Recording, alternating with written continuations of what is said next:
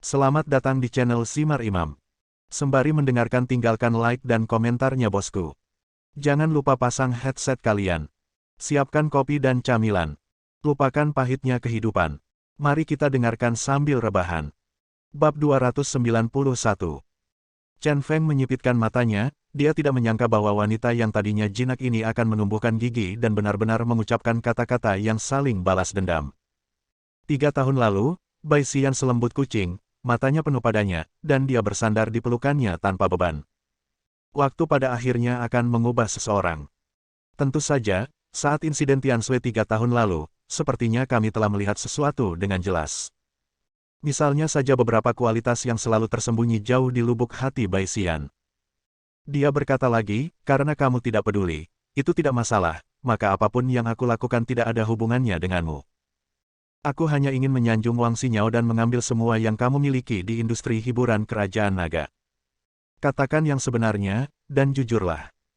Setelah mengetahui bahwa Bai Xian berpartisipasi dalam serial TV yang diinvestasikan oleh Junlin Group, Chen Feng memiliki ide untuk membalas dendam pada Bai Xian. Saat itu, dialah yang membawa Bai Xian ke industri hiburan dan menggunakan kekuatannya sendiri untuk membuka jalan bagi Bai Xian. Setelah itu, Bai Xian sukses menjadi populer dan menjadi kesayangan industri hiburan. Namun kini aku sadar bahwa aku hanyalah sebuah pedal. Dia tidak suka orang lain berhutang sesuatu padanya, jadi dia tidak punya pilihan selain menarik orang lain turun dari ketinggian dan mengembalikannya ke titik awal. Sedikit kekecewaan tiba-tiba muncul di mata Bai Xian. Dia menggelengkan kepalanya tak berdaya. Tampak jelas bahwa Chen Feng didominasi oleh emosinya. Ini bukanlah hasil yang ingin dia lihat. Begitu dia kehilangan akal sehatnya, Chen Feng tidak lagi menjadi orang yang meremehkan dunia. Siapa yang membuat pernyataan sebesar itu dan benar-benar mengatakan bahwa Nona Bai akan kehilangan statusnya di industri hiburan? Ini hanyalah lelucon paling lucu yang pernah saya dengar tahun ini. Asisten wanita itu memegang payung, dan Lou Yue datang sambil tersenyum di wajahnya dengan senyum bangga. 6 orang di belakangnya mengepung Chen Feng dengan sangat waspada, seolah-olah mereka akan menyerang Chen Feng kapan saja. Siapa kamu? Chen Feng memandang ke samping ke arah Lou Yue, matanya dipenuhi udara dingin seperti pisau. Tadinya suasana hati saya sangat buruk, tetapi sekarang suasana hati saya sedang buruk, inilah seseorang yang rabun. Lou Yue menyesuaikan pakaiannya. Itu bersih, tapi dia menepuk-nepuk debu di atasnya, yang terlihat sangat dibuat-buat. Saat melakukan tindakan ini, Direktur Zhang berlari dengan cepat. Dengan ekspresi malu di wajahnya, dia berkata kepada Chen Feng, "Tuan Chen, ini Tuan Lou Yue, seorang tokoh terkenal di Qinxi." Saat dia berbicara, dia terus mengedipkan mata ke arah Chen Feng. Jelas sekali dia memberitahu Chen Feng bahwa orang ini tidak boleh tersinggung. Setelah memperkenalkan Lou Yue, dia berkata kepada Lou Yue dengan sangat hormat, "Tuan Lou, ini adalah investor yang berinvestasi dalam drama kami, The Elegance of the Tang Dynasty, Tuan Chen Feng dari grup Junlin." Lou Yue berkata dengan nada menghina. Matanya berkeliaran dan dia bertanya, berapa banyak uang yang mereka investasikan. Zhang Mo berkata, 150 juta. Mata Lou Yue menatap Chen Feng. Berapa banyak uang yang dia habiskan untuk serial TV jelek? Cukup kaya. Kemudian, dia tersenyum menghina dan berkata, drama ini adalah drama yang bagus. Jika Anda mengatakan Anda dapat mengundang Nona Bai Xian, saya akan memilih drama ini. Biarlah. Kontrak Anda dengan perusahaan omong kosong mereka akan dihentikan. Saya meminta grup Sengkang untuk berinvestasi pada Anda. Saya meminta mereka untuk berinvestasi 1,5 miliar, ditambah 10 yuan. 10 yuan terakhir adalah penghinaan dan penghinaan terhadap Chen Feng. Zhang Mo tidak bisa berkata-kata, dan kali ini dia bahkan lebih malu. Saya hampir patah kaki saat mencoba menarik investasi sebelumnya dan tidak dapat memperoleh uang. Seorang wanita saat ini bernilai lebih dari 100 juta setiap menitnya. Terkadang, yang menentukan nasib mungkin hanya satu kalimat yang tidak masuk akal. Dia sangat tidak menyukai Lou Yue. Dia tidak tahu apa-apa tentang karakter pria ini. Seorang keturunan yang ahli dalam hal-hal yang tidak bermoral dan kuburan leluhurnya digali setelah kematiannya. Namun, orang ini adalah seseorang yang tidak akan pernah bisa dia sakiti. Dengan kata lain, tidak ada seorang pun di Qinxi yang berani menyinggung orang ini. Tuan Lou, Anda lihat apa yang Anda katakan. Kontrak telah ditandatangani. Jika kontrak diakhiri, kami harus membayar ganti rugi. Kami tidak mampu membayarnya. Selain itu, Kami semua mengambil uang awal Junlin sebesar 30 juta yuan, dan aktornya sudah ada. Terlalu terburu-buru untuk mengakhiri kontrak sekarang. Selain itu, drama Nona Bai hanya memiliki 10 adegan. Sejujurnya, dia disewa untuk menarik lalu lintas dan bukan protagonis. Anda harus memikirkannya lagi. Zhang Mo memarahi Lou Yue ratusan kali di dalam hatinya. Orang seperti ini suka bermain-main dengan kehidupan dan menggoda orang lain. Jika dia setuju dan pihak lain tidak berinvestasi padanya di lain hari, maka dia akan kehilangan uang untuk kematian. Lagi pula, Junlin menariknya saat dia dalam masalah. Jika dia memutuskan kontraknya sekarang, bukankah dia akan menjadi penjahat yang tidak tahu berterima kasih? 10 adegan. Mengapa sangat sedikit? Tambahkan lebih banyak kepada saya, atau ubah Nona Bai langsung menjadi protagonis. Lou Yue berkata dengan sangat mendominasi, Direktur Zhang, apa yang baru saja saya katakan bukanlah untuk berdiskusi dengan Anda, tetapi untuk memberitahu Anda bahwa Anda jika kamu tidak berani melakukannya, aku tidak hanya akan membuatmu mustahil untuk syuting drama ini, tapi juga membuatmu tidak bisa makan dan berjalan berputar-putar. Aku tidak pernah bercanda. Tidak ada yang berani untuk tidak menatapnya. Lou Yue menunduk dan melihat wajahnya sendiri. Dalam bahasa Qinzi, yang dia maksud adalah keberadaan mutlak dari yang satu dan dua. Zhang Mo merasakan hawa dingin di bagian belakang lehernya, dan dia benar-benar tidak tahu harus berbuat apa sekarang. Apakah ini hanya omong kosong orang awam? Bai Xian harus punya jadwal, jadi dia bisa ditambahkan kapan saja. Bagaimana dengan hal-hal lainnya? Berpura-pura mengerti namun tetap memberi perintah buta adalah gaya yang dilakukan banyak pemimpin di Tiongkok. Meskipun dia berpikir begitu, dia tetap tidak mampu menyinggung perasaan Lou Yue. Saya tidak bisa bertaruh dalam hal ini. Drama ini adalah hasil kerja kerasnya, apakah akan hancur karena pertarungan dua orang ini? Zhang Mo hampir sangat khawatir, tetapi semua reporter tersenyum. Ini hanyalah kesempatan sekali seumur hidup. Saya tidak hanya dapat mengabadikan cinta segitiga Bai Xian antar saudara, tetapi saya juga dapat menangkap rahasia investasi dari The Elegance of the Tang Dynasty, karya sutradara Zhang Mo. Tepat ketika Zhang Mo dalam masalah, seseorang dengan lembut menepuk pundaknya. Ketika dia melihat ke belakang, itu adalah Chen Feng. Serial TV yang saya investasikan, Anda mengakhiri kontraknya segera setelah Anda mengatakan itu diakhiri. Apa yang Anda bicarakan dengan nada keras seperti itu? Chen Feng berjalan menuju Lou Yue selangkah demi selangkah. Dia bisa menebak identitasnya dari orang ini. Sengkang Group adalah perusahaan milik keluarga Kang, pada dasarnya Sengkang Group pasti akan berinvestasi di dalamnya dan nama belakangnya adalah Lou dengan pernyataan yang meremehkan. Melihat Chen Feng berjalan menuju Lou Yue, Zhang Mo tiba-tiba panik dan meraih Chen Feng. Dia berkata kepada Chen Feng dengan sangat serius, Tuan Chen, Anda benar-benar tidak boleh menyinggung perasaan orang ini. Jangan impulsif. Mari kita bicarakan tentang investasinya nanti. Junlin Group membantu saya pada saat kritis. Saya, Zhang Mo, saya bukan orang yang tidak tahu berterima kasih. Saya tidak akan pernah membiarkan grup Junlin menderita. Tapi tolong jangan menyinggung orang di depan saya. Jika Anda menyinggung perasaannya, bukan hanya hidup saya yang akan sulit, tetapi Anda dan Junlin kelompok juga akan terlibat. Meskipun saya memahami niat baik Zhang Mo, tapi Chen Feng tetap menempuh jalannya sendiri. Dia berjalan ke arah Lou Yue, melihat merek terkenal orang lain, dan berkata dengan nada menghina, saya telah memilih film ini, apa yang dapat Anda lakukan terhadap saya? Bai Xian hanya memiliki 10 adegan, dan tidak akan ada waktu tambahan untuk itu, apa yang bisa kamu lakukan? Bunuh dia, aku akan bertanggung jawab jika terjadi sesuatu. Menghadapi provokasi verbal Chen Feng, garis bawah Lou Yue akhirnya berhasil. Jenggotnya bergerak-gerak dan dia melambai kepada keenam anak buahnya. Keenam orang ini jelas merupakan pengawal terlatih. Setelah menerima perintah, mereka bergegas menuju Chen Feng bersama. Zhang Mo panik di hadapan banyak reporter, jika terjadi perkelahian, mungkin akan membawa citra yang sangat negatif pada pembuatan film drama baru. Namun, Zhang Xinyan, Wang Xinyao, dan bahkan Bai Xian tidak terlihat khawatir sama sekali. Mereka semua mengenal pria ini dengan baik. Hanya sedikit orang di dunia ini yang bisa membuat pria ini menderita. Para reporter kembali bersemangat. Setelah beberapa saat syuting, ada materi baru tentang pertarungan tersebut. Itu sangat berharga. Tapi saat mereka menepuk, semua orang memasang ekspresi tidak percaya. Chen Feng sendirian, dengan beberapa gerakan, dia menghajar ke 6 pengawal itu hingga mereka tergeletak di tanah, tidak mampu bangun. Dan dia meraih leher Lou Yue dengan satu tangan dan mengangkatnya seperti ayam kecil. Bab 292. Sikap dominan Chen Feng langsung mengejutkan seluruh penonton. Para aktor yang sedang menunggu syuting dimulai bersembunyi jauh, hanya takut ketika reporter sedang syuting pertarungan tersebut, mereka akan diikut-sertakan dalam syuting. Seringkali beberapa klip dan beberapa gambar dapat menghancurkan sebuah bintang oleh sekelompok orang biasa yang tidak mengetahui kebenaran. Apakah kamu tahu siapa aku? Kamu pasti akan mati dengan menyedihkan. Wajahnya merah, telinganya merah dan anggota tubuhnya berkibar. Bahkan dalam rasa malu seperti itu, Lou Yue tetap tidak lupa mengancam Chen Feng. Dia yakin begitu Chen Feng tahu siapa dia akan berlutut dan memohon belas kasihan padanya. Pada saat itu, dia akan mematahkan kaki perempuan jalang ini. Chen Feng menyipitkan matanya dan berkata dengan acuh tak acuh, "Saya tahu siapa Anda, bukankah Anda putra Lou Yuji?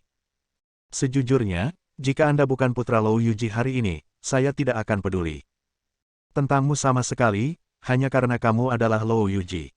Itu sebabnya aku akan berurusan denganmu.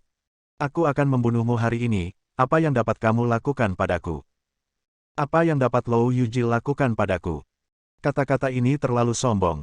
Wajah Lou Yue yang awalnya merah, dia mulai terlihat pucat dan hanya tertegun. Pria ini mengenal ayahnya, dan meskipun dia mengenal ayahnya, dia tetap memperlakukannya seperti ini. Hal ini menyebabkan latar belakang kebanggaannya dihina dengan kejam. "Kamu tahu pengalaman hidupku, tapi kamu masih berani memperlakukanku seperti ini. Apa kamu gila? Kamu akan mati, dan dua gadis cantik di sebelahmu juga akan mati. Tidak, mereka akan dibunuh oleh lebih dari selusin orang. Bermainlah sampai mati, aku akan membuatmu menyesal." Setelah terkejut, Lou Yue dengan cepat kembali ke sifat aslinya sebagai playboy papan atas. Itu berarti jangan menangis sampai Anda melihat peti matinya. Dia tidak percaya ada seseorang yang lebih tua dari ayahnya di Qinxi. Ayahnya adalah surganya Qinxi, dan dia bisa menutupi langit dengan satu tangan. Chen Feng sengaja tidak mencekiknya dengan erat, membiarkan Lou Yue masih kesulitan untuk berbicara. Namun, apa yang dikatakan pihak lain membuatnya muak dan marah. Guk. Dia tampak dingin dan hendak memberi pelajaran pada wanita jalang ini ketika telepon di sakunya berdering. Beberapa hari yang lalu, Wang Xinyao membantunya mengunduh nada dering gonggongan anjing. Nada dering ini masih terdengar nyaman. Mengapa orang selalu menelepon pada saat-saat kritis? Itu sangat menjengkelkan. Dia mengendurkan tangan kanannya, dan saat Lou Yue terbatuk sekuat tenaga, dia mengusirnya. Tendangan ini begitu kuat hingga langsung menendang Lou Yue sejauh 3 meter.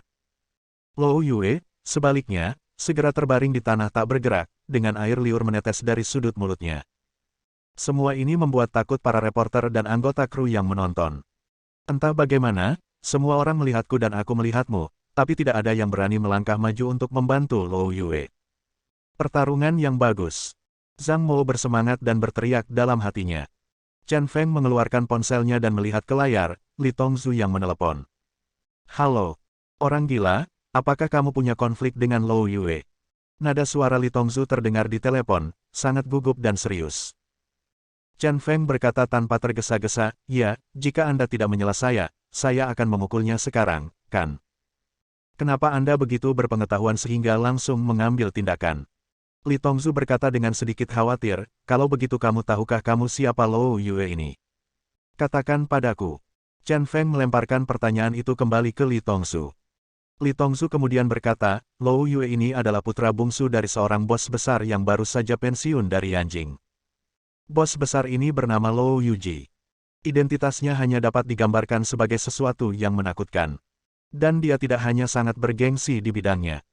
Yanjing, di Qinxi, dia bisa disebut orang dengan tangan paling kuat untuk menutupi langit. Pemimpin tertinggi kami di Provinsi Qinxi, Tuan Qi, adalah muridnya. Orang yang bisa menjadi pemimpin tertinggi di Qinxi direkomendasikan oleh Lou Yuji. Jika kita mengatakan bahwa 3 keluarga besar di Qinxi adalah 3 gunung di Qinxi, maka Lou Yuji adalah langit Qinxi, langit yang tidak dapat digoyahkan oleh siapapun." Lou Yuji memiliki 2 anak. Yang tertua adalah seorang putri yang menikah dengan anggota keluarga Kang Fengsheng. Karena hubungan inilah keluarga Kang, sebuah keluarga yang sebagian besar bergerak dalam bisnis, diakui sebagai salah satu dari 3 keluarga bangsawan besar di Qinxi. Dan ketika Lou Yuji berusia 40-an, dia memiliki seorang putra, dan Lou Yue lahir. Jadi dia sangat menyayangi putranya, sampai-sampai menjadi pelanggar hukum. Sebelumnya, di Yanjing, Lou Yue dianggap sebagai orang kedua teratas generasi, tapi dia masih menahan diri. Lagi pula, ada orang-orang dengan status dan latar belakang yang lebih kuat dari dia. Tetapi di Qinxi, dia hampir menjadi pesolek. Sekarang dia tidak menganggap serius siapapun dan telah melakukan banyak hal yang tidak masuk akal. Dan Lou Yue pernah menikah sebelumnya dan merupakan seorang bintang wanita, namun pada akhirnya dia meninggal. Legenda mengatakan bahwa dia dipukuli sampai mati oleh Lou Yue. Orang ini menyebabkan masalah di mana-mana sekarang. Tidak peduli siapa Qinxi, dia tidak berani mengucapkan sepatah kata pun. Chen Feng menyipitkan matanya dan menyela Li Tongzu, apa yang kamu bicarakan di sini? Apakah kamu ingin membujukku untuk tidak menyentuh Lou Yue ini? Li Tongzu terdiam sejenak lalu berkata, saya hanya ingin mengingatkan Anda bahwa jika tidak ada konflik serius, yang terbaik adalah tidak main-main dengan orang ini. Sejujurnya, keluarga Liu sangat kuat, tetapi dibandingkan dengan Lou Yuji, mereka lebih kuat. Hanya tertinggal satu tingkat. Sekarang Chen Feng sangat bergantung pada Liu Fengnian dari keluarga Liu, tetapi Liu Fengnian tidak setingkat dengan Lou Yuji. Li Tongzu, izinkan aku mengingatkanmu untuk yang terakhir kalinya. Kamu tidak perlu khawatir tentang apa yang aku lakukan di masa depan. Kamu hanya perlu melakukan urusanmu sendiri. Jangan berpikir bahwa aku tidak tahu apa yang kamu pikirkan. Bukankah kamu hanya takut aku akan menyinggung Lou Yue? Selama pemindahan personel di paruh kedua tahun ini, Tuan Qi menolakmu, kan? Singkirkan hatimu yang sembrono. Sejak awal, kamu hanya punya satu pilihan, ikuti aku ke sisi gelap, atau pilih berdiri di sampingku. Sebaliknya, sungai kecil tidak akan pernah bisa mengendalikan gelombang turbulen sungai besar. Ketahuilah posisimu sendiri. Chen Feng benar-benar sedikit marah. Sekarang tampaknya Li Tongzu ini memiliki pemikiran kecilnya sendiri dan tidak sepenuhnya mempercayainya. Terlebih lagi, dalam waktu sesingkat itu, dia tahu bahwa dia memiliki konflik dengan Lou Yue, dan orang ini kemungkinan besar akan menggunakan beberapa cara untuk mengawasinya. Sikap Chen Feng tiba-tiba membuat Li Tongzu gugup. Memang benar, Chen Feng berhasil. Sekarang adalah waktu terbaik baginya untuk dipromosikan, dan dia tidak boleh melakukan kesalahan apapun. Sebagai pemimpin tertinggi Qinxi, Qi hampir dapat memveto penunjukan personelnya hanya dengan satu kalimat. Orang gila, aku minta maaf soal ini. Panggil aku Chen Feng. Teriak Chen Feng dengan marah, menyela Li Tongzu. Li Tongzu langsung merasa kedinginan, Chen Feng justru memintanya untuk mengganti gelarnya, yang berarti kepercayaan Chen Feng padanya diturunkan. Dia buru-buru berkata, saya akui bahwa saya memiliki motif egois. Saya telah menantikan kesempatan ini selama bertahun-tahun. Saya tidak ingin kehilangan kesempatan ini. Saya harap Anda memahami saya. Dengan pasti bahwa saya, Li Tongzu, saya bukanlah orang yang cepat dan mudah. Selama Anda bertekad untuk memberi pelajaran kepada Lou Yue, bahkan jika ada konflik dengan Lou Yuji di masa depan, saya pasti akan berdiri di samping sisimu. Setelah mendengar ini, kemarahan Chen Feng berangsur-angsur mereda dan dia berkata kepada Li Tongzu, berhenti bicara omong kosong, aku akan memberimu misi. Minta orang-orangmu untuk datang ke Taman Furong Dinasti Tang. Ada sekelompok reporter yang sangat berisik di sini, dan mereka juga mengambil beberapa informasi mengejutkan tentang saya. Jangan biarkan mereka pergi dari sini dengan video dan foto mereka. Ngomong-ngomong, karena apa yang baru saja Anda katakan sangat menyentuh hati, izinkan saya memberi Anda tugas lain. Saya akan menangkap Lou Yue, melemparkannya ke ruang interogasi, dan mengurungnya selama 1 jam. Saya sudah memikirkan alasannya untuk Anda. Ini sangat sederhana, kumpulkan kerumunan untuk bertarung. Beri Anda setengah jam, kamu buat keputusanmu sendiri. Jika kamu menangkap Lou Yue, kamu bisa menyebutku gila mulai sekarang, tetapi jika kamu memilih untuk tidak menangkap, ya, persahabatan kita akan berakhir di sini. Mengerti? Bab 293. Setelah mengucapkan kata-kata ini, Chen Feng langsung menutup telepon. Dia tidak menyukai orang yang mengikutinya kemana-mana, atau penuh dengan ide jahat. Pilihan yang diberikan cukup sulit, dan hampir memaksa Li Tongzu sampai pada titik tidak bisa kembali lagi. Jika Anda menangkap Lou Yue, Anda harus menyinggung perasaan Lou Yuji. Sebagai murid Lou Yu, Tuan Qi pasti akan memveto pergantian personel Li Tongzu pada paruh kedua tahun ini. Dan jika Lou Yue tidak ditangkap dan dia tidak dapat lulus ujian ini, keluarga Liu tidak akan merekomendasikan Li Tongzu. Bagi Li Tongzu, Seorang yatim piatu tanpa latar belakang atau dukungan, pasti tidak ada peluang untuk dipromosikan. Dilema ini sungguh sangat sulit. Bagi Chen Feng, hasil dari pilihan Li Tongzu akan selalu membuatnya melihat sesuatu dengan jelas. Apakah Anda ingin membantu Li Tongzu di masa depan tergantung pada pilihan pihak lain? Melihat para reporter bodoh ini masih memotret, Chen Feng memberi isyarat lucu kepada mereka. Bai Xian, yang sedang dalam suasana hati yang buruk, sejenak melupakan situasinya. Sama seperti sebelumnya, ketika Chen Feng nakal, dia tanpa sadar memiringkan kepalanya, menutup mulutnya dan tersenyum lembut. Chen Feng tidak pernah berubah, dia selalu menunjukkan sisi nakalnya secara tiba-tiba ketika dia sangat mendominasi. Namun tiba-tiba, dia teringat bahwa dia tidak pantas lagi untuk tersenyum. Karena seseorang telah menggantikannya. Orang itu ada tepat di depannya sekarang. Memikirkan hal ini dan melihat senyuman Zhang Xinyan, kesedihan memenuhi hatinya. Chen Feng berjalan mendekati Lou Yue selangkah demi selangkah, berjongkok, menjambak rambut Lou Yue, dan mengangkat kepala Lou Yue. Para reporter, kru, dan aktor yang bersembunyi jauh semuanya sangat khawatir, dan mereka merasa Chen Feng agak kejam. Kamu bilang kalau kamu benar-benar seorang bodhisattva. Kamu hanya menyediakan bantal saat kamu tidur, dan kamu menyediakan makanan saat kamu memasak. Bagaimana kamu tahu kalau aku akan melakukan sesuatu pada seseorang bermarga Lou? Apakah kamu sendiri yang mengirimkannya ke rumahmu? Dia memandang Lou Yue. Kumis yang dia pelihara sangat lucu. Mau tak mau aku mengambil beberapa di antaranya dan menariknya ke bawah dengan kuat. Tarik segenggam. Ah! Lou Yue, yang masih sedikit bingung, meratap dan tiba-tiba terbangun. Kamu pasti akan mati dengan menyedihkan. Mata Lou Yue sedih, tetapi dengan kebanggaan yang keras kepala. Pria ini benar-benar gila, dia berani memukulnya dan berkata akan melakukan sesuatu pada seseorang bernama Lou. Ini hanyalah meminta kematian. Cepat, telepon ayahmu dan minta dia memanggil seseorang untuk menyelamatkanmu. Cepat. Chen Feng tidak menganggapnya serius dan mencari ponsel di tubuh Lou Yue dengan tangannya. Bahan bajunya terasa bagus sekali. Sayang sekali baju bagus seperti itu dikenakan pada hewan. Dari saku celana Lou Yue, dia mengeluarkan ponsel emas. Panggil. Dia meletakkannya di depan Lou Yue dan membuat isyarat mendesak lainnya. Lou Yue memandang Chen Feng dengan heran, tidak dapat memahami orang ini. Anda benar-benar membiarkan diri Anda menelepon seseorang, ide macam apa ini? Tapi alangkah baiknya jika dia bisa menelepon ayahnya, ayahnya pasti akan menyuruh seseorang datang dan menghajar orang gila ini sampai mati. Dia mengangkat teleponnya, membukanya dengan panik, dan memutar nomor. Hei, ayah, aku dipukuli. Lou Yue berteriak cepat setelah panggilan tersambung. Suaranya melengking. Kamu dipukuli. Siapa yang berani memukulmu? Terdengar suara berat dari seberang sana. Lou Yue menangis dan berkata, saya tidak tahu siapa itu. Itu di Taman Furong Dinasti Tang. Kirimkan seseorang secepatnya, saya akan dipukuli sampai mati. Pada saat ini, Chen Feng meraih telepon dan meletakkannya itu di telinga. Nak, kamu dipukuli oleh siapa? Lou Yuji terus berteriak. Tuan Lou, saya Chen Feng. Chen Feng. Lou Yuji jelas tertegun sejenak, dan kemudian dia mengerti segalanya. Dia berkata dengan nada tenang, Chen Feng, aku tahu kamu akan menemukanku, tapi aku tidak menyangka akan seperti ini. Apakah kamu pikir aku si Tu Jinghua? Nada suaranya tenang, tapi ada petunjuk dari kesedihan. Kalimat ini mengandung kesan percaya diri dan mendominasi, artinya apakah kamu pikir kamu bisa menantangku? Lou Yuji dengan mengambil alih keluarga situ.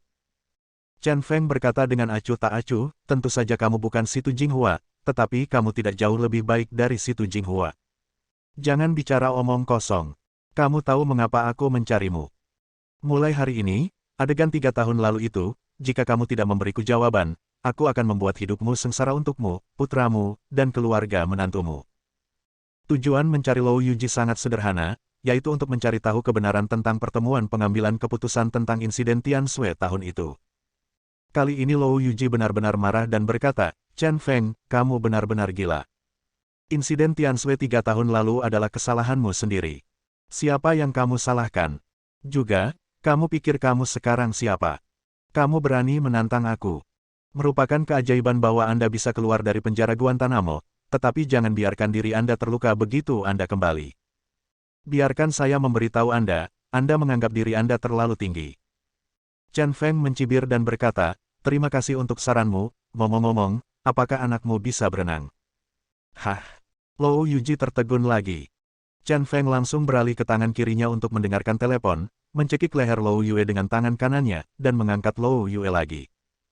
Kali ini cekikannya begitu erat sehingga Lou Yue benar-benar tidak dapat berbicara. Dia berjalan perlahan ke danau, dan dengan kekuatan yang kuat, dia melemparkan Lou Yue ke danau tanpa penjelasan apapun. Karena kamu tidak memberitahuku, kebetulan ada sebuah danau di sini. Aku akan membiarkan dia turun dan melihat-lihat. Setelah mengatakan ini, dia menantikan teleponnya, dan percikan besar muncul di jarak. Setelah beberapa saat, kepala Lou Yue muncul. Tapi dia benar-benar tidak bisa berenang, jadi dia terus terjatuh ke dalam air. Lou Yuji menjadi cemas saat samar-samar mendengar suara putranya tenggelam. Dia berteriak putus asa di telepon, Chen Feng, kamu orang gila, jika ada yang tidak beres dengan anakku, aku akan membuatmu mati. Chen Feng memanfaatkan situasi ini dan menutup telepon. Lou Yue berkibar, tapi dia cenderung tenggelam. Hal ini bisa memakan korban jiwa, dan kini semua orang panik. Cepat selamatkan orang-orang, teriak Zhang Mou, dan beberapa awak kapal yang tahu cara berenang melompat ke dalam air. Setelah beberapa saat, Lou Yue diselamatkan. Lou Yue terbaring di tanah, matanya kabur. Seseorang menekan dadanya, dan dia memuntahkan seteguk air danau. Wow! Segera setelah itu, seorang pria dewasa berusia 30-an benar-benar menangis. Alis Zhang Mou tidak bisa berkerut lagi, dan dia terus menggelengkan kepalanya. Dia berkata kepada Chen Feng, Tuan Chen, apa yang telah Anda lakukan terlalu berlebihan. Meskipun Tuan Lou telah melakukan banyak hal buruk dan, secara halus, pantas dihukum mati, Anda tidak boleh membuangnya ke dalam air. Sekali Anda tenggelam, jika Anda tidak memberitahu saya bahwa Anda dibunuh, bukankah Anda akan terluka? Para reporter ini sedang syuting sepanjang waktu. Chen Feng semakin merasa bahwa sutradara berjanggut ini berbicara dengan sangat baik. Dia tertawa dan berkata, sutradara Zhang jangan khawatir, saya melakukan ini karena saya tahu pengalaman hidupnya. Dan selama saya di sini, Anda bisa syuting dengan tenang. Tidak peduli jika Lou Yue menyebabkan masalah atau jika Anda memiliki masalah keuangan, Anda bisa selalu datang kepadaku. Zhang Mou memandang Chen Feng dengan takjub, seorang pemuda yang berusia kurang dari 30 tahun, sebenarnya memiliki nada yang begitu keras. Apakah pemuda ini memiliki identitas khusus? Tapi tidak peduli seberapa besar dia pasti tidak akan bisa mengalahkan Lou Yue. Dia tidak berani berspekulasi, tapi hanya mengangguk dan berkata, tidak apa-apa, tidak apa-apa. Dengan semua keributan sekarang, saya tidak tahu apakah upacara penyalaan hari ini masih bisa diadakan. Masih ada 6 orang tergeletak di tanah, dan para reporter ini mengambil gambar secara acak. Para aktor sangat ketakutan sehingga mereka bersembunyi jauh, takut difilmkan dan terlibat. Dalam keadaan seperti itu, dia sedang tidak berminat untuk mengadakan upacara penyalaan. Chen Feng menepuk pundaknya dan berkata sambil tersenyum, jangan khawatir, saya berjanji semuanya akan berjalan lancar sebentar lagi, karena polisi akan datang, dan saya akan meminta mereka membantu Anda menjaga ketertiban. Begitu dia selesai berbicara, beberapa mobil polisi melaju langsung ke taman.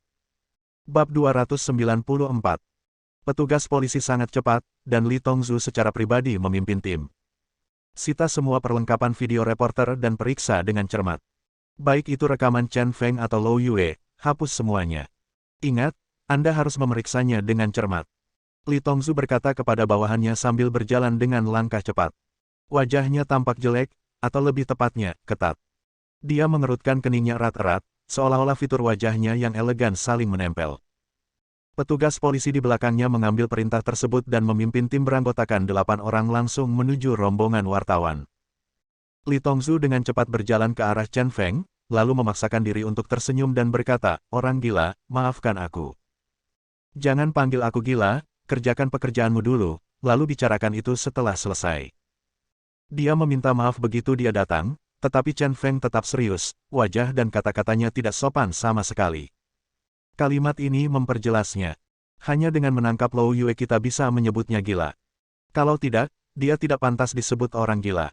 Li Tongzhu sedikit mengangguk pada Chen Feng, tersenyum canggung, lalu menatap Lou Yue. Lou Yue, seorang pemuda terkemuka, saat ini tampak seperti tikus yang tenggelam, setengah terbaring di tanah dan bernapas dengan tenang. Dan di tanah tak jauh dari situ, masih ada 6 pria jangkung berseragam tergeletak di tanah sambil meratap.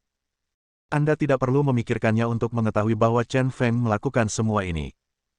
Wanita cantik yang sebelumnya memegang payung untuk Lou Yue tidak tahu apa yang dia lakukan sekarang, jadi dia kebetulan tertabrak. Saat berlari, garis leher yang sudah terbuka itu dipenuhi dua gunung raksasa. Tuan muda, kenapa kamu menjadi seperti ini? Si cantik tertegun dengan situasi di depannya. Dia buru-buru berlutut dan membungkuk untuk membantu Lou Yue setengah jalan. Lebih dari separuh daging putih dan empuknya terlihat, yang sangat menarik perhatian.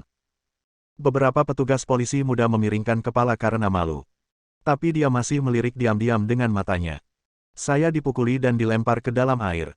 Jasmine, citra saya benar-benar hancur. Didukung oleh Jasmine, Lou Yue perlahan kembali sadar. Namun, ketika dia melihat penampilannya yang memalukan, dia hampir menangis. Seseorang harus memiliki gambaran dan pandangan. Dia adalah orang yang paling peduli pada martabat, dan kali ini dia terlalu tidak tahu malu untuk bertemu orang lain. Cepat, biarkan para reporter itu menghapus semua fotonya.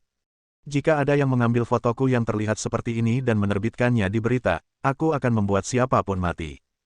Lou Yue hampir meraung. Jasmine membantu Lou Yue berdiri dan menatap Li Tongzu. Dia juga berpengetahuan luas dan segera mengetahui bahwa Li Tongzu memiliki status tertinggi di antara orang-orang ini. Saya tidak peduli siapa Anda, tetapi siapapun yang memukul Tuan Muda, yang terbaik adalah menangkapnya sesegera mungkin, jika tidak, Anda akan mendapat masalah juga. Saya tidak mencoba menakut-nakuti Anda. Dengan level Anda pasti kenal Tuan Lou, kan? Dia adalah Tuan Lou. Tuan Muda. Dia mengira penyerangnya telah melarikan diri, tetapi dia tidak tahu bahwa pelakunya berdiri di depannya. Dan dia juga yakin bahwa begitu orang ini mengetahui bahwa ini adalah putra Tuan Lou, dia akan bersikap hormat dan akan melakukan yang terbaik untuk menangkap penyerangnya. Sebelum Li Tongzu dapat berbicara, Chen Feng berjalan ke depan dengan mata menyipit. Dia mengulurkan tangannya, seolah-olah meminta borgol, dan berkata, sayalah yang memukuli orang tersebut. Tolong segera tangkap saya, Ketua Li. Anda akan menghadapi sanksi yang mengerikan.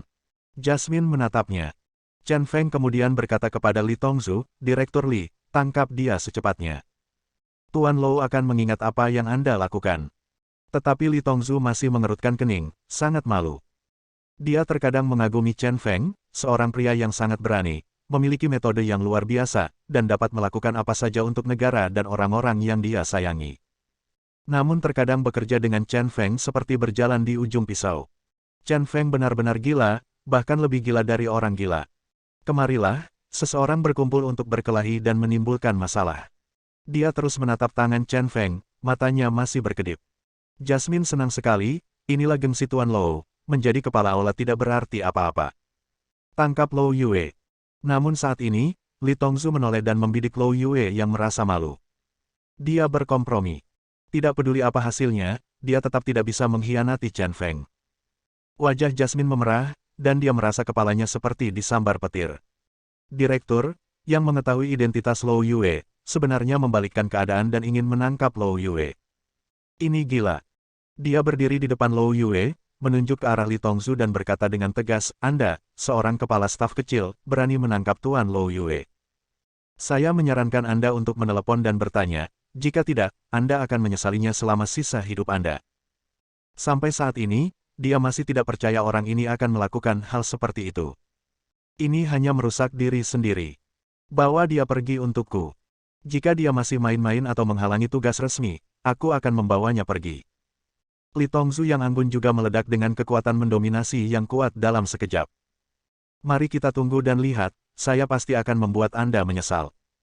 Jasmine langsung dibawa pergi oleh dua orang polisi yang masih meronta. Lou Yue juga langsung diborgol oleh dua petugas polisi. Apa yang kamu lakukan? Saya Tuan Lou. Saya belum pulih. Saya harus pergi ke rumah sakit. Jangan sentuh saya. Setidaknya biarkan saya berganti pakaian yang layak. Di tengah teriakan Lou Yue, petugas polisi bertindak tegas dan membawanya langsung ke mobil polisi. Semua orang tercengang, Chen Ye ini terlalu sombong. Jelas dia telah memukul seseorang, dan polisi datang dan membawa korban pergi. Hal ini hanya membingungkan situasi benar dan salah. Para penonton yang tidak mengetahui kebenaran mengira bahwa Chen Feng adalah seorang playboy dan sedikit muak dengannya. Dan para reporter itu berteriak satu persatu. Setelah foto dan videonya dihapus, masing-masing mulai menyerang polisi dengan gila-gilaan. Foto dan gambar itu akan menjadi berita utama besok, semuanya tentang uang. Chen Feng menutup telinga terhadap hal ini. Dia menepuk Zhang Mou, yang berdiri tertegun, dan berkata kepada Zhang Mou, Direktur Zhang, selama Direktur Li ada di sini, Anda dapat melaksanakan upacara pembukaan dengan tenang. Li Tongzhu tersenyum dan mengangguk, orang gila, jangan khawatir, saya jamin upacara startupnya berjalan lancar. Menyebutnya gila saat ini adalah hal yang paling tepat untuk dilakukan. Apakah Chen Feng tenang atau tidak tergantung pada bagaimana dia merespons. Bagus sekali, Lao Li, terima kasih atas kerja kerasmu. Chen Feng menyipitkan matanya dan tersenyum. Mendengar jawaban ini, Li Tongzhu merasa lega. Chen Feng tidak hanya menjawab, tetapi juga memanggilnya Lao Li, yang berarti amarahnya sudah mereda.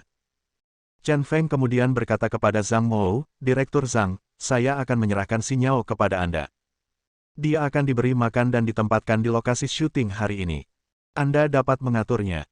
Adapun Lou Yue, dia mungkin masih menimbulkan masalah, tapi kamu jangan khawatir, aku akan menanganinya dan tidak akan mempersulitmu. Oke. Zhang Mou mengangguk cepat. Dia sangat emosional, pemuda ini terlalu tak terduga. Oke, kalian sibuk. Saya akan kembali jika ada yang harus saya lakukan. Chen Feng menyipitkan matanya dan tersenyum, lalu menyentuh kepala Wang Xinyao dan berkata, Xinyao, belajarlah dengan giat di lokasi syuting. Jika tidak mengerti apa-apa, tanyakan saja pada Direktur Zhang. Saking bersemangatnya, dia akhirnya tidak perlu lagi diganggu oleh gadis di malam hari ini. Lalu dia dan Zhang Xinyan bisa melakukan apapun yang mereka mau. Melewati Baixian dengan acuh tak acuh, Chen Feng meraih tangan Zhang Xinyan dan pergi. Orang gila, bisakah kita makan malam bersama malam ini? Tepat ketika Chen Feng melewati Baixian lagi, Baixian tiba-tiba berkata.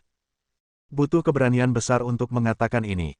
Tidak tertarik, istriku akan memasak untukku di malam hari. Chen Feng berhenti sejenak, tetapi dengan cepat mengambil langkah lain, lalu pergi tanpa menoleh ke belakang. Mata Baixian langsung meredup, dan hatinya sangat sakit. Bab 295. Alasan mengapa Chen Feng memperlakukan Lou Yue dengan cara yang mendominasi sebenarnya adalah sesuatu yang telah dia rencanakan sejak lama.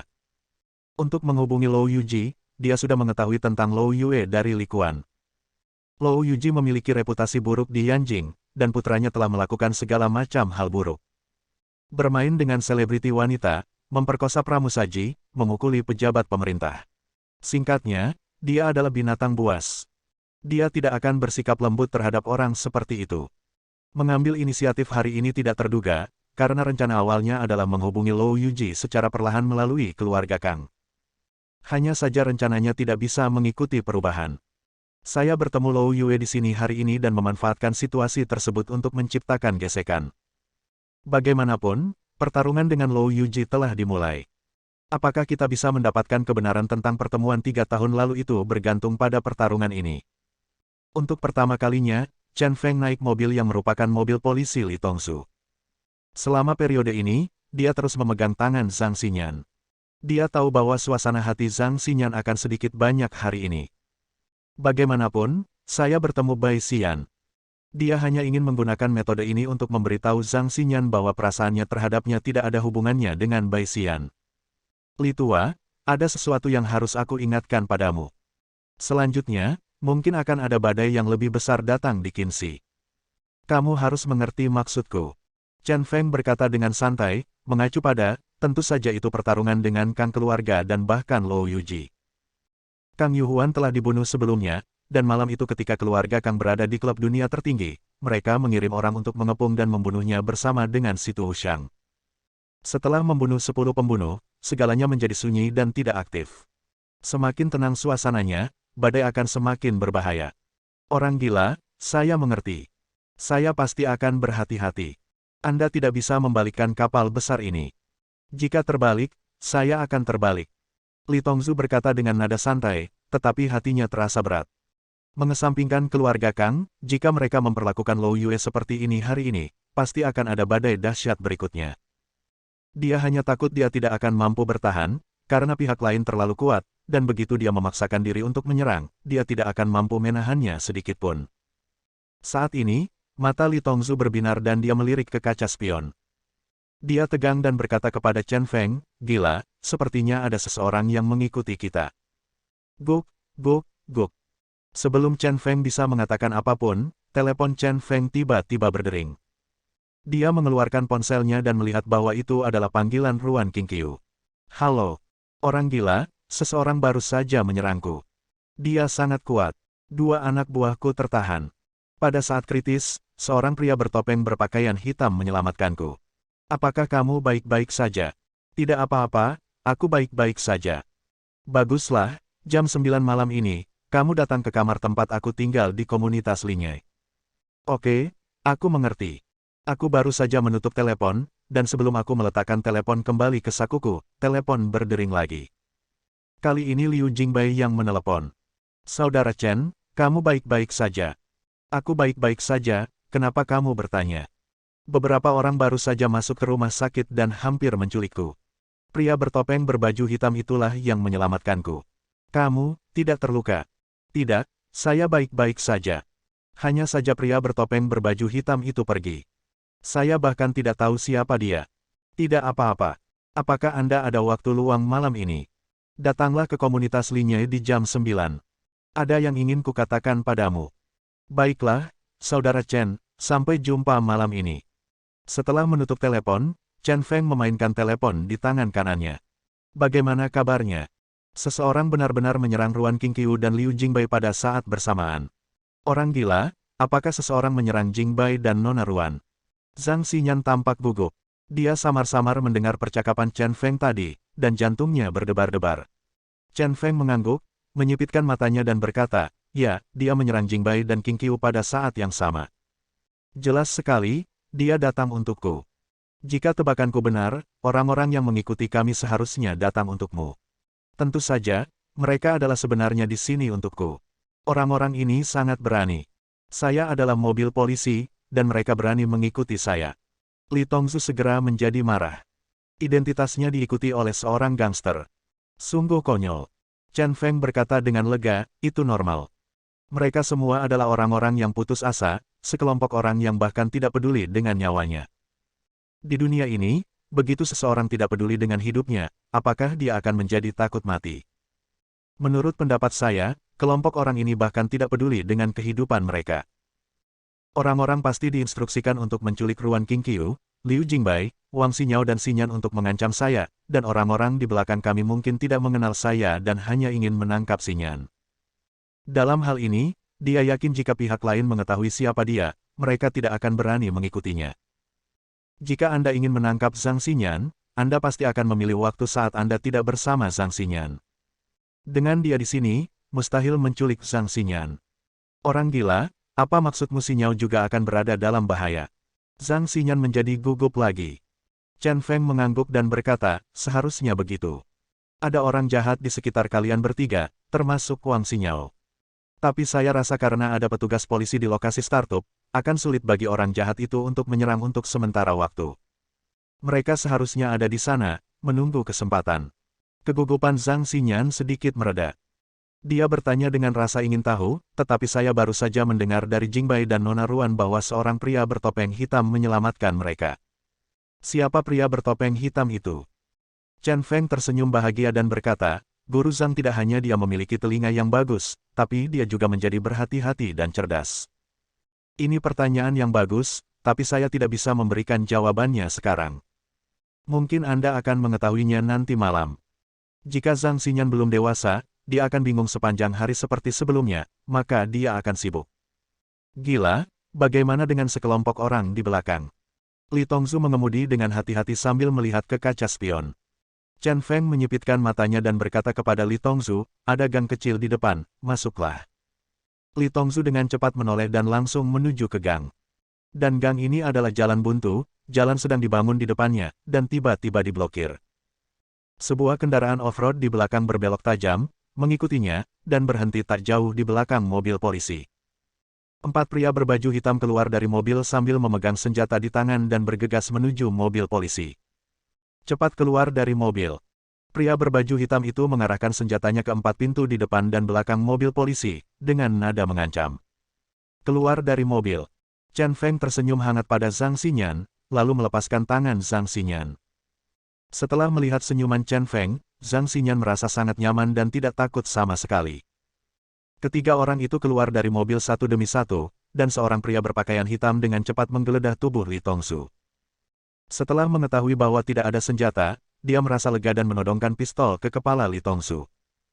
Li Tongsu tenang dan berkata dengan suara yang dalam, "Jika kamu berani menyerangku, tahukah kamu seberapa besar kejahatan ini?" Pria berbaju hitam itu mencibir dengan acuh tak acuh dan berkata, "Untuk kejahatan yang kita lakukan, 10 tembakan sudah cukup. Jadi, apalagi Anda sebagai petugas polisi, kami bahkan berani membunuh Raja Surga, jadi harap lebih jujur." Kata-kata seperti itu persis sama dengan apa yang dikatakan Chen Feng sebelumnya.